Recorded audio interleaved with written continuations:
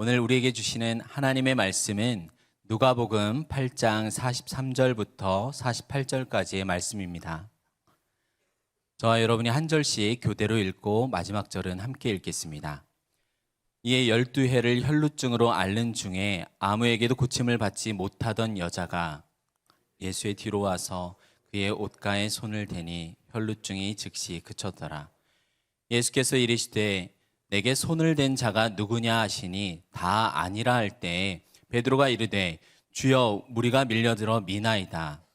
예수께서 이르시되 내게 손을 댄 자가 있도다. 이는 내게서 능력이 나간 줄 알미로다 하신대. 여자가 스스로 숨기지 못할 줄 알고 떨며 나와 엎드려 그 손댄 이유와 곧 나은 것을 모든 사람 앞에서 말하니 예수께서 이르시되 딸아 내 믿음이 너를 구원하였으니 평안히 가라 하시더라. 아멘. 우리는 그동안 예수님께서 수많은 질병과 고통과 귀신 들린 자들을 고치시는 것을 보았습니다. 백부장의 종도 고치시고 나인성 과부의 아들도 살리셨습니다. 동시에 각 성과 마을에 다니시면서 하나님 나라의 복음을 전파하셨습니다. 어떤 이들은 말씀의 씨가 떨어질 때 하나님을 끝까지 거부하고 대적하여 열매 맺지 못하게 되는 심판이 선언되었습니다.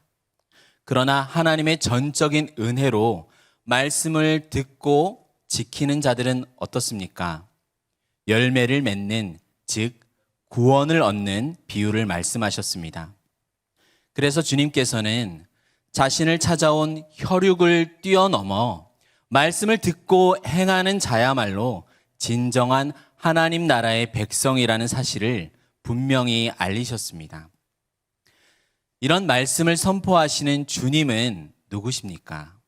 자신의 말씀대로 뜻을 이루시는 하나님이십니다. 바람과 물을 향하여 명하시면 모든 피조 세계가 엎드려 순종하는 창조주이십니다. 보이는 세계뿐만 아니라 보이지 않는 세계까지 창조하신 온 우주 만물의 주인이 되시고 지금 또 능력으로 다스리시는 하나님이십니다. 심지어 많은 귀신들조차 하나님의 손이 허락하는 범위에서만 활동할 뿐입니다. 그렇게 하나님을 주인으로 모시고 말씀에 순종하며 지키는 자들에게는 참 복과 평안이 있습니다. 그러나 반대로 이 창조와 구원의 하나님을 떠나 눈에 보이는 물질적 복과 정욕을 위하여 세상의 우상을 신으로 섬긴 자들이 있습니다. 그들이 누구입니까? 바로 이스라엘 백성입니다. 그들은 애굽의 종에서 해방시킨 구원의 은혜를 기억함으로 말씀에 순종해야 할 자들이었습니다. 그러나 그들은 은혜를 잊어버리고 생명의 말씀을 버려 스스로 어두움에 갇혔습니다. 오늘날도 하나님의 주인 되심을 망각하고 자신을 위해서 삶을 살아가는 자들이 많습니다. 그러나 이들에게는 참된 생명이 없고 실상은 죽어 있는 자들입니다. 오히려 예수님을 믿고 구원받는 것보다 세상에서 손해보는 것을 더 아쉬워합니다. 비록 주일에 신앙생활을 하더라도 형식적인 종교 활동을 하고 그 이후부터는 자신을 위해서 시간과 돈을 쓰고 쾌락을 쫓아갈 뿐입니다. 오늘 본문 바로 앞절인 42절 후반부부터 44절까지 함께 읽겠습니다. 예수께서 가실 때에 무리가 밀려들더라. 이에 12해를 혈루증으로 앓는 중에 아무에게도 고침을 받지 못하던 여자가 예수의 뒤로 와서 그의 옷가에 손을 대니 혈루증이 즉시 그쳤더라. 앞서서 회당장 야이로의 딸이 죽어가고 있다는 소식을 들었습니다. 그래서 예수님께서는 이 소녀를 살리시기 위해 그 소녀를 일으키시기 위해 이동하시는 중간에 오늘 사건이 끼어 있습니다. 이 두 사건 모두 구원의 생명을 낳지 못하는 범죄한 이스라엘의 불행하고 비참한 상태를 알려줍니다. 지금 예수님께서 야이로의 딸을 고치러 가는 행렬에는 아주 많은 사람들이 동참하고 있습니다. 그 무리에는 우선 제자들이 있었어요. 그리고 그동안 예수님께서 수많은 병자들을 고치신 사건들을 목격한 사람들도 있었습니다. 또는 그 소문을 들은 사람들도 있었겠죠. 그리고 예수님의 행동을 아주 곱지 않은 시선으로 째려보는 사람들도 있었을 것입니다. 아마도 유대 사회에서 존경받는 리더였던 회당장 야이로와 관계된 사람들 등 각양각색의 수많은 사람들이 지금 함께하고 있었을 것입니다. 이처럼 예수님과 함께하는 자리에는 아주 다양한 사람들이 있습니다. 이 사실은 주님의 이름으로 모인 교회에도 그렇다는 것을 알려줍니다. 그래서 우리는 교회의 머리 되신 주님만 믿고 바라보아야 하지, 수많은 사람들을 믿고 바라보다가 시험 드는 일은 없어야 합니다. 어떤 목사도, 장로도, 순장도, 순원도 아주 믿음이 좋고 인격이 너무 훌륭하다는 누구일지라도 사람은 결코 믿음의 대상이 아니라 믿음의 대상이 아니라 사랑의 대상일 뿐입니다.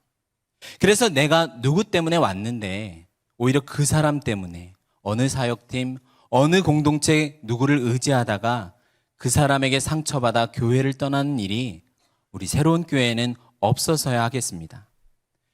그러려면 서로가 서로의 손을 잡아주되 함께 주님을 바라보는 일에 우리는 전심전력을 내야만 합니다. 지금 수많은 사람들이 예수님께 밀려든 덕분에 어쩌면 그 행렬에 있어서는 안 되는, 그렇지만 그 자리에 조심스럽게 합류한 한 여자가 있습니다. 이 여인을 성경은 어떻게 묘사하고 있나요? 12해를 혈루증으로 앓는 중에 아무에게도 고침을 받지 못했습니다. 이 병행 본문인 마가복음과 마태복음에서 보면은 그녀가 많은 의사에게 많은 괴로움을 받았다라고 합니다. 혹시 여기에 의사인 분이 있다면 평안하시길 바랍니다. 그녀는 치료를 위해 가진 재산을 다 허비했지만 아무 효험이 없었어요. 오히려 상태는 더 악화되었습니다. 우리 앞선 야이로의 딸의 나이가 몇 살이었죠? 12살입니다. 그리고 지금 이 여인이 고통당해 왔던 기간도 12해입니다. 하나님의 감동으로 이루어진 성경에 의미 없는 것이 하나도 없다는 사실을 우리가 진정 믿는다면 지금 성경이 의도적으로 생명과 소망을 잃어버린 이들을 통해서 이스라엘을 묘사하고 있다는 사실을 발견할 수 있습니다.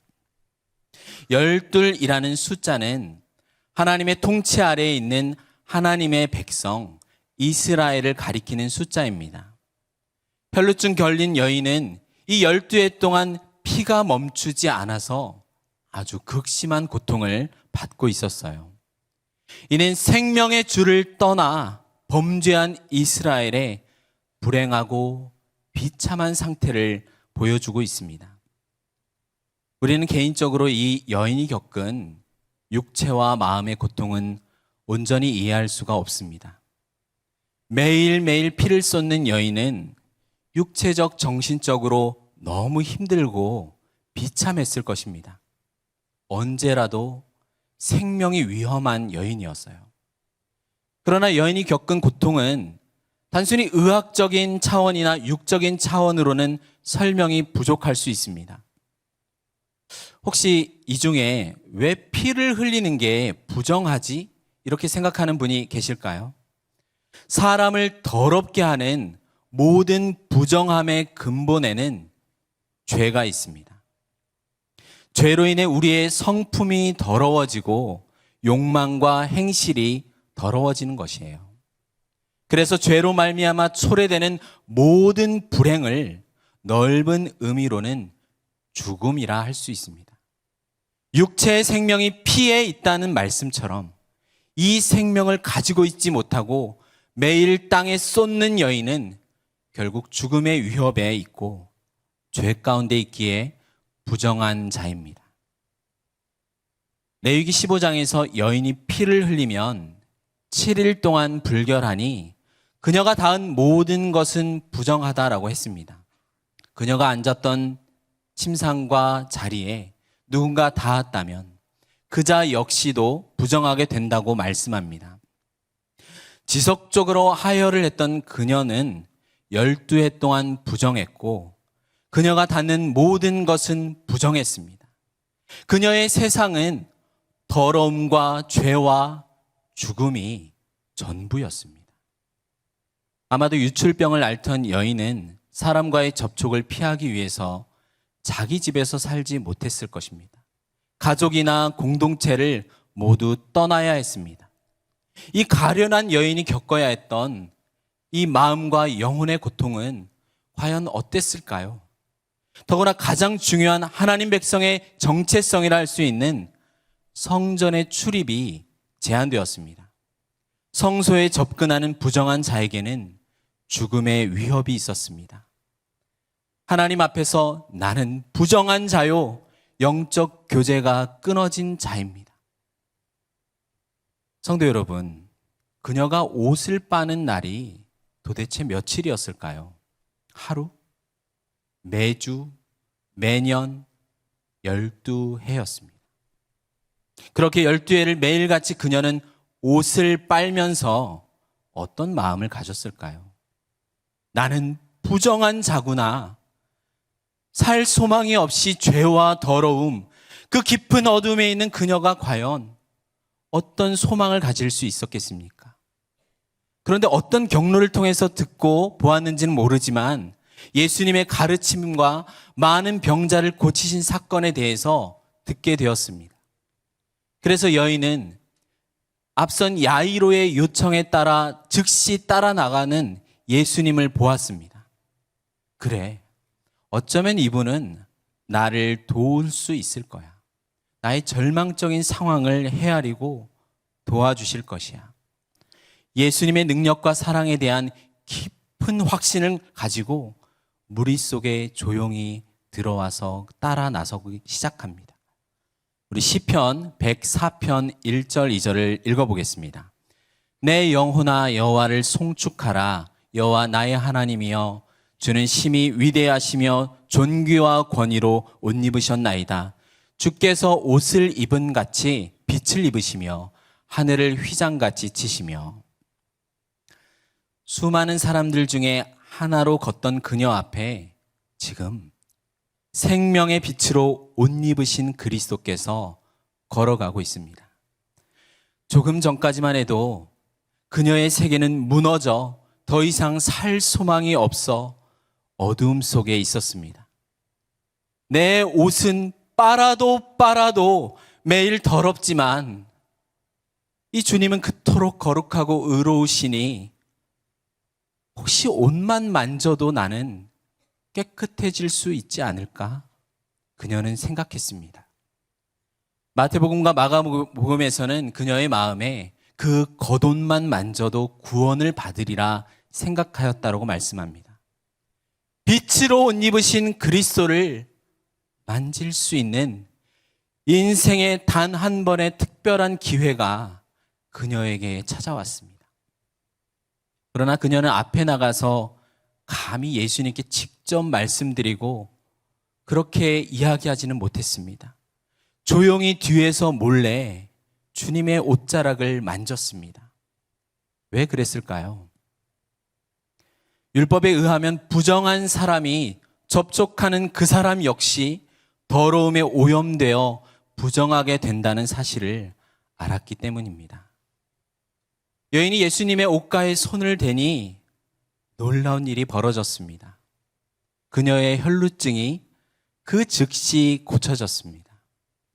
그러자 예수님께서 무리를 향하여 내게 손을 댄 자가 누구냐 말씀하셨어요. 모두가 아니라고 합니다. 성격 급한 베드로가 말하죠. 주여, 무리가 밀고 서로 그러고 있습니다. 지금 무슨 소리 하시냐는 거죠. 본문 46절부터 우리 48절까지 읽겠습니다.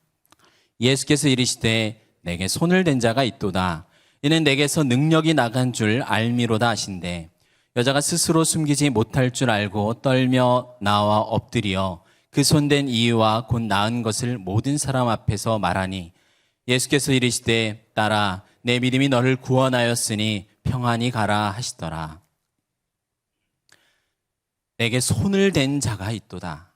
이는 내게서 능력이 나간 줄 내가 안다라는 것이에요. 지금 부정한 자가 접촉하면 그 사람 역시 부정하게 되는 율법의 규례를 알고도 굳이 내게 손을 댄 자가 누구냐라는 것이에요. 갑자기 분위기가 엄중한 심판대와 같이 변했습니다. 무리의 눈길이 서로를 막 확인하게 되었습니다. 요한 너야? 아니요. 베드로 너야? 내가 왜? 이런 지금 눈빛이 막 서로 오고 가는 거예요. 그러자 여자가 스스로 숨기지 못할 줄을 알고 떨면서 나와 엎드렸습니다. 그리고 자신이 손댄 이유와 즉시로 나은 것을 모든 사람 앞에서 말했습니다. 주님은 왜 이 여인이 조용히 떠나가도록 모른 채 두지 않으셨을까요? 앞으로 그녀가 두려움 속에 남아있지 않기를 바라셨기 때문입니다. 마치 선물을 훔친 사람처럼 양심의 괴로움을 안고 살아가지 않게 하시기 위해서입니다. 우리 레미제라블의 장발장이 성당에 있던 2개의 은촛대를 훔치다 적발되자 주교가 사실 내가 이자에게 이것을 준 것이라고 말했던 장면을 저는 떠올리게 되었습니다. 주님은 지금 또한 이 여인의 믿음이 무엇인지 수많은 사람들 앞에 본보기로 세우길 원하셨습니다. 그리고 가장 중요한 것은 지금 여인이 접촉한 자신이 누구인지를 보여주길 원하셨습니다. 물론 율법에는 부정한 자와 접촉하면 부정해진다는 율법이 있습니다. 그러나 율법에는 부정한 것과 닿아서 정결케 되는 접촉이 있습니다. 바로 거룩한 기름, 관유입니다. 관유에 접촉하는 모든 성전의 기구와 사람은 모두가 거룩해집니다. 누가복음에 나타난 예수님은 누구십니까?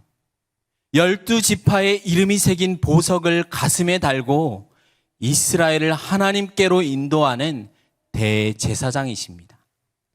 예수님은 지성소보다 성전보다 크신 하늘에서 우리를 위해 이 땅에 사람의 몸으로 오신 대제사장이십니다.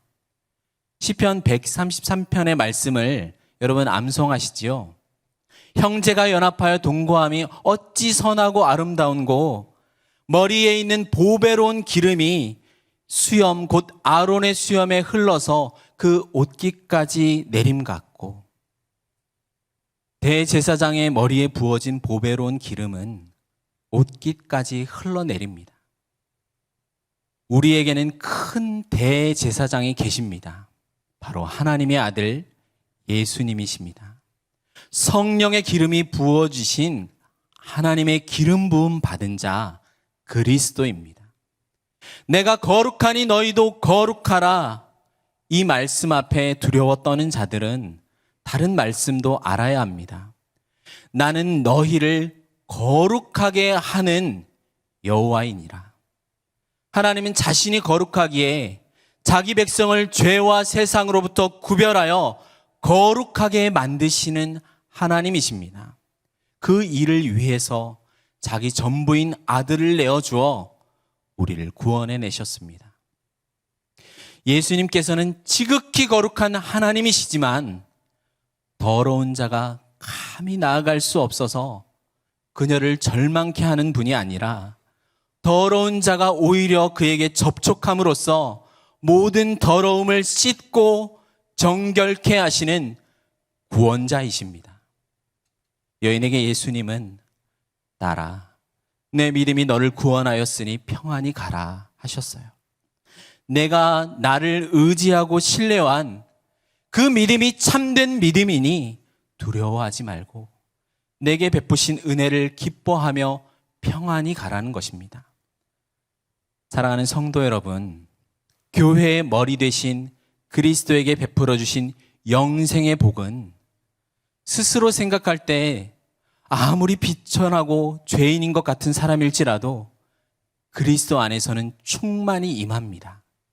그래서 예수님을 믿는 사람은 누구나 내가 어떤 상황 가운데 있든지 상관없이 참되고 영원한 소망이 주어집니다.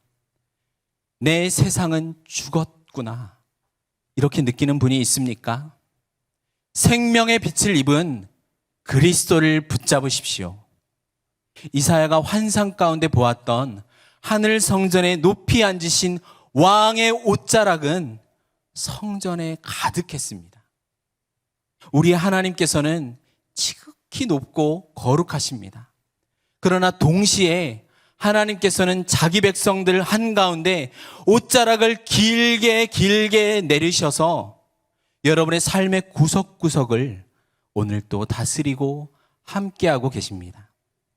보이는 세계와 보이지 않는 세계 모두를 다스리시며 죄를 사하시고 죽음에서 부활을 이루시는 능력의 하나님은 참으로 믿을만하고 사랑받기에 합당하십니다.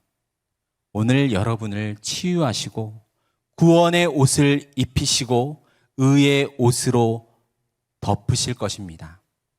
그리스도 안에 있는 여러분은 복이 있습니다. 기도하겠습니다.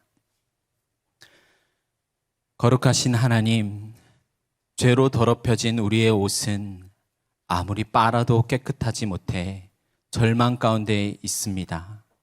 이런 우리를 불쌍히 여기시고 구원과 의의 옷으로 덮어주신 하나님께 감사를 드립니다. 우리가 하나님으로 인하여 크게 기뻐하며 우리 영혼이 하나님을 즐거워하게 하여 주시옵소서. 이제는 내가 내 삶의 주인이 아니라 하나님의 종이며 하나님의 자녀이오니 말씀을 믿고 순종하는 영생의 삶을 살아가게 하여 주시옵소서. 예수님의 이름으로 기도드립니다. 아멘.